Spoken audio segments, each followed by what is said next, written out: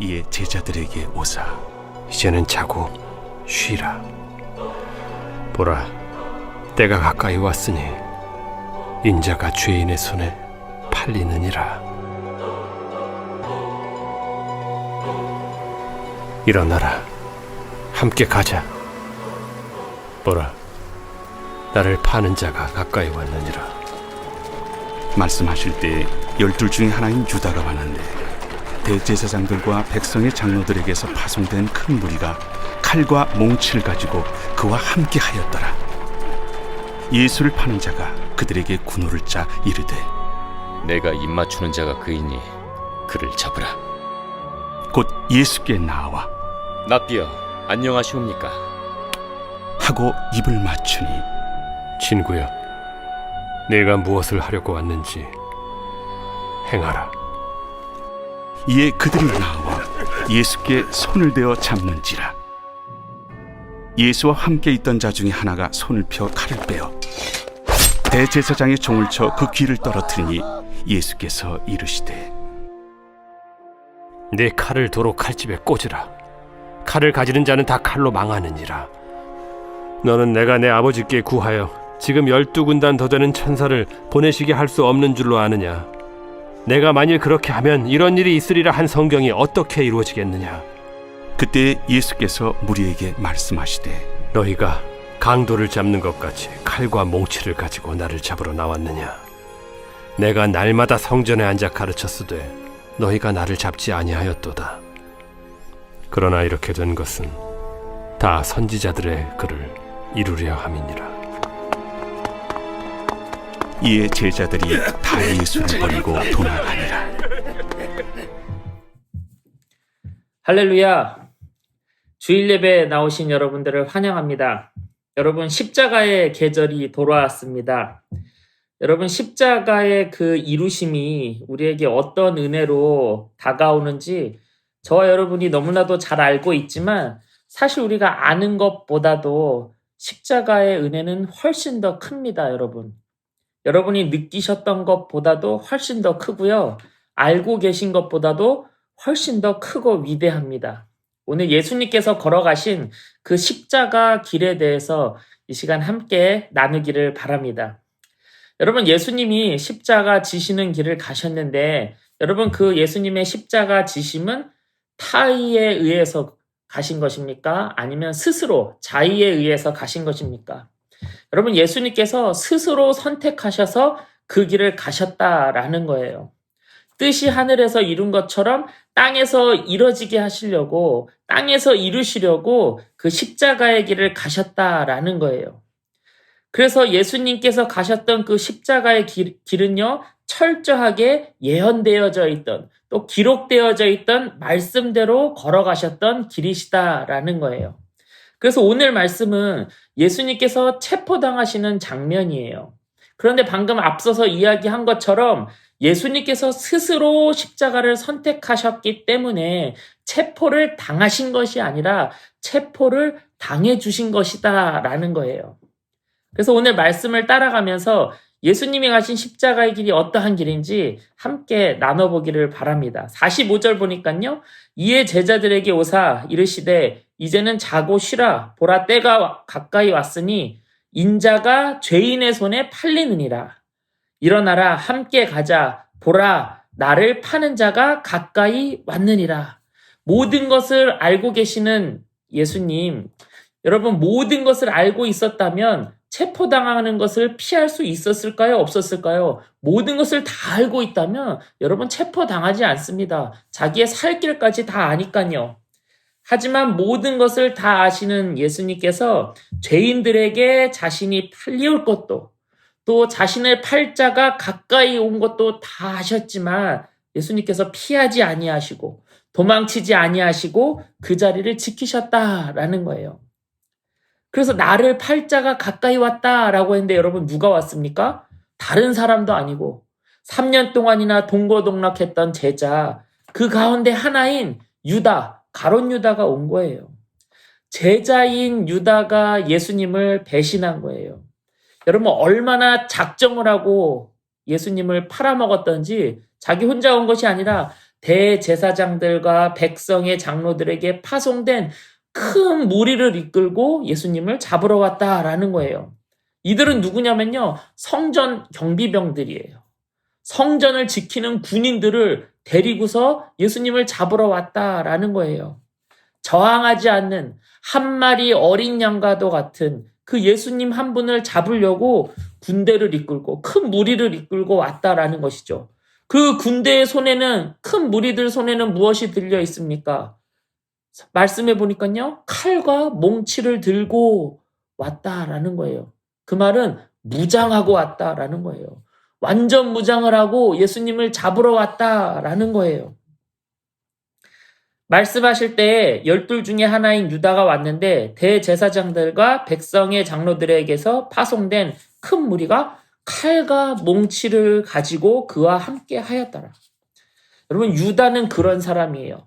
칼과 몽치를 의지하는 사람이다라는 거예요.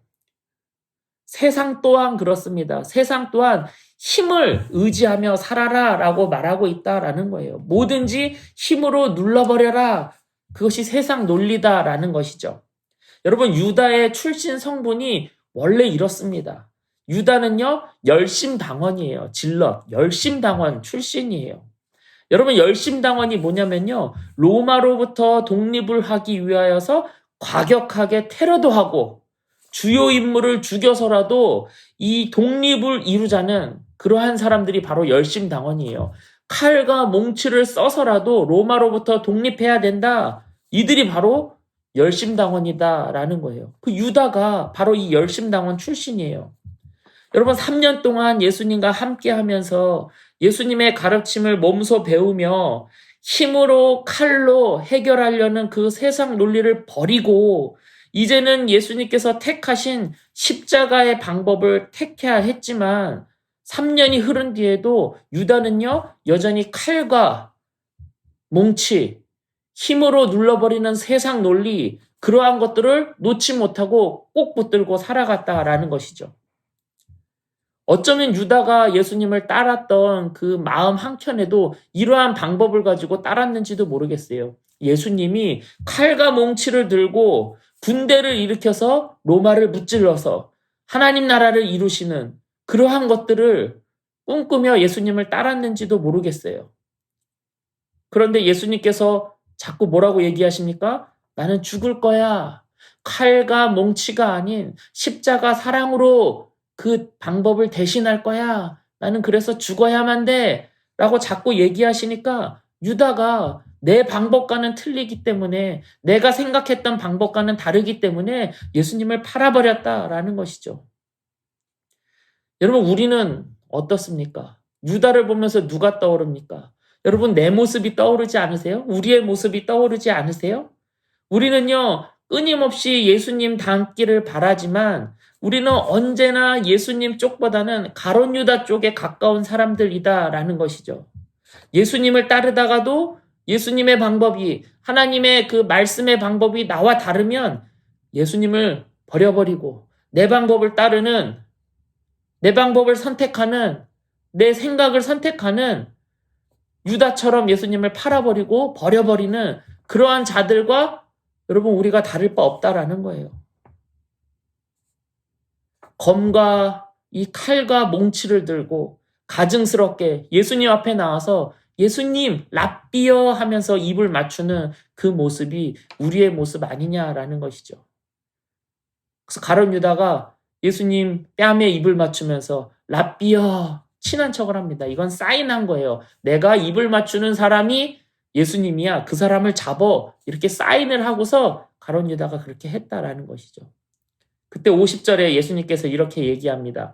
예수께서 이르시되 친구여, 내가 무엇을 하려고 왔는지 행하라. 너가 하려고 했던 것들을 해라.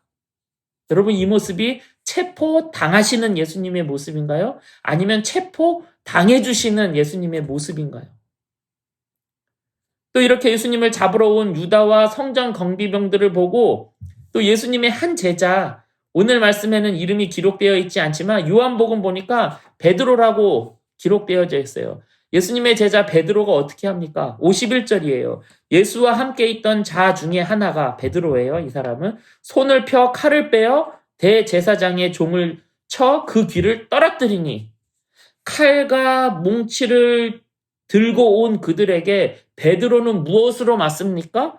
베드로 또한 칼로 맞서는 거예요. 칼을 들고 온 자들에게 칼로 맞섰다라는 것이죠. 그래서 베드로가 품에 있던 칼을 꺼내서 대제사장의 종, 이름은 말고예요. 말고라는 사람의 귀를 쳐서 귀를 떨어뜨렸다라는 것이죠. 여러분, 가룟 유다만, 예수님을 팔았던 가룟 유다만 칼을 품고 사는 줄 알았는데, 칼과 몽치를 품고 살았는 줄 알았는데, 여러분, 베드로 또한 칼과 몽치를 품고 살았다라는 거예요. 어쩌면 예수님을 따르는 3년 내내 베드로 또한 칼을 품고 살았는지 모르겠어요. 7번씩 70번씩 양보하라던 그 예수님의 말씀을 듣고 있을 때에도 칼을 품었는지도 모르겠어요. 원수를 사랑하라는 그 예수님의 말씀을 듣고 있으면서도 칼을 품고 살았는지 모르겠어요. 주님 곁에서 십자가를 지겠다 하는 그 주님 곁에서 베드로는 어쩌면 칼을 품고 그 말씀을 들었는지도 모르겠다라는 것이죠. 여러분은 어떻습니까? 말씀이면 충분합니까? 예수님이면 충분합니까? 베드로처럼, 유다처럼 말씀보다는 세상의 어떤 다른 것, 예수님보다는 어떤 다른 것, 칼, 몽치, 지식, 학벌, 돈, 여러분 이러한 것들을 품고 살지는 않냐라는 것이죠. 여러분, 어떠한 것이라도 여러분 예수님을 대신할 수 없습니다. 여러분 어떠한 것이라도 하나님의 말씀을 대신할 수 없다라는 것이죠. 단연코 결단코 없습니다.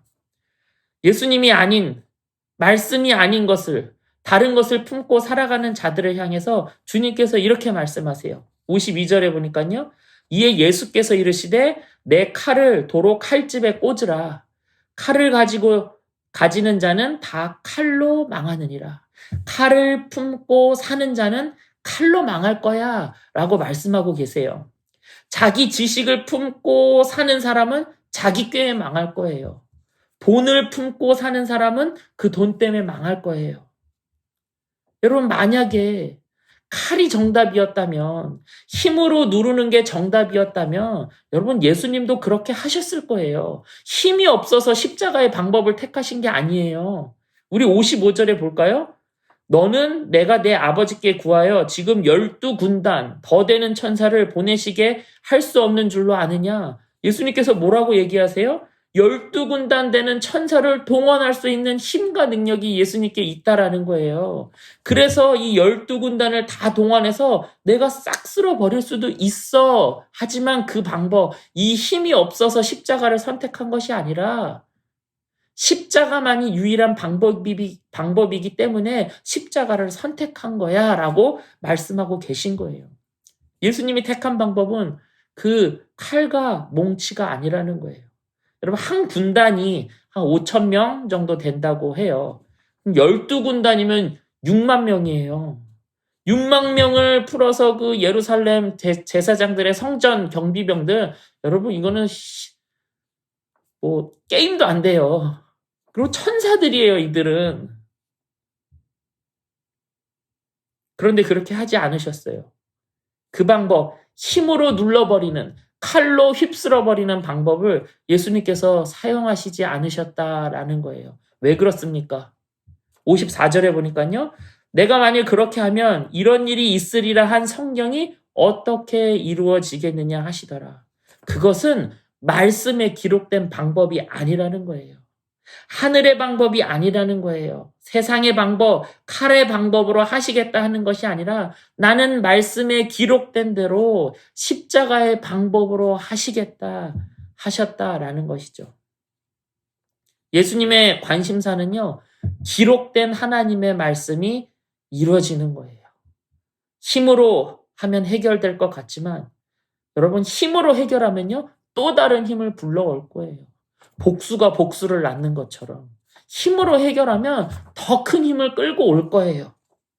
세상 역사를 봐서 우리 알잖아요. 반대로 우리는 십자가로 하면 안 될 것 같아요. 사랑으로 하면 해결이 안 될 것 같아요. 그런데 십자가는요, 사랑은요, 문제를 해결합니다. 칼이 아닌 사랑에 변화시키는 힘이 있다라는 거예요. 여러분, 사랑만이, 십자가만이 문제를 해결합니다. 하나님의 방법은 언제나 사랑이었어요. 여러분, 왜 십자가입니까? 왜 십자가여만 합니까? 그것은요, 하나님께서 정하신 방법이시기 때문에 그렇습니다. 그리고 예수 십자가가 유일한 우리의 방법이기 때문에 그렇다라는 거예요. 56절이 아주 중요한 말씀인 것 같아요. 우리 56절 함께 볼까요? 그러나 이렇게 된 것은 다 선지자들의 글을 이루려 함이니라 하시더라. 이에 제자들이 다 예수를 버리고 도망하니라. 지금 순순히 잡히시는, 체포당하는 것이 아니라 체포당해 주시는데 그것을 뻔히 보고서도, 그리고 심지어 그 떨어진 말고의 길을 붙이시는 예수님을 보고서도, 아니 3년 동안 그 하나님의 아들 되시는 예수님의 그 능력을 보고도 제자들은요, 칼과 몽치를 들고 예수님을 잡으러 온 그 무리들을 보고, 그 무리들의 손에 들려있는 칼과 몽치를 보고 예수님을 홀로 두고, 아니 예수님을 버려두고 다 떠나갔다, 다 도망갔다라는 거예요. 말씀에 기록된 대로 하나님의 방법대로, 그 십자가의 방법대로, 그 십자가의 길을 가시는 예수님을 두고, 홀로 두고 제자들은 다 떠나버립니다. 우리는 어떻습니까? 나는 어떠하냐라는 거예요. 여러분, 지금 걷고 있는 그 길, 예수님과 함께 가는 길입니까? 혹시 예수님을 떠나온 길 아닙니까? 여러분이 지금 가고 있는 그 길, 십자가의 길입니까? 아니면 칼과 몽치, 아니면 돈과 권력과 명예와 지식과 이런 길입니까? 여러분, 우리 눈에는 칼과 몽치가 이기는 것처럼 보여도 우리를 사랑하셔서 자기의 목숨까지도 내어주시는 하나님이신 예수님께서 우리에게 말씀하세요.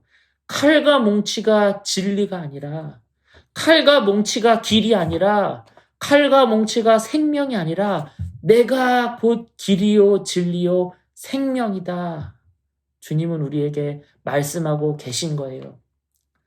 여러분, 이렇게 다 도망갔던 제자들이 나중에 사도행전 보니까 정신 차리고서 십자가의 길을 선택하는 그 모습을 볼 수가 있는데, 언제 그렇게 십자가의 길을 선택합니까? 성령이 임할 때. 성령이 임할 때 제자들은요, 비로소 칼과 몽치가 아닌 십자가 그 길을 선택합니다. 그리고 죽기까지 그 길을 묵묵히 걸어갑니다. 그리고 영원한 생명에 거하는 제자들을 보게 됩니다. 여러분, 간절히 바라봅니다. 저와 여러분이 영원한 생명이 있는 길, 그 십자가의 길, 주님 손 붙들고 십자가의 길을 함께 걷는 저와 여러분이 되시기를 간절히 축복합니다. 여러분, 이번 한 주도 십자가의 길로, 십자가를 향하여서 고고싱하는 한 주 되시기를 간절히 축복합니다. 우리 다음 주에 만나요.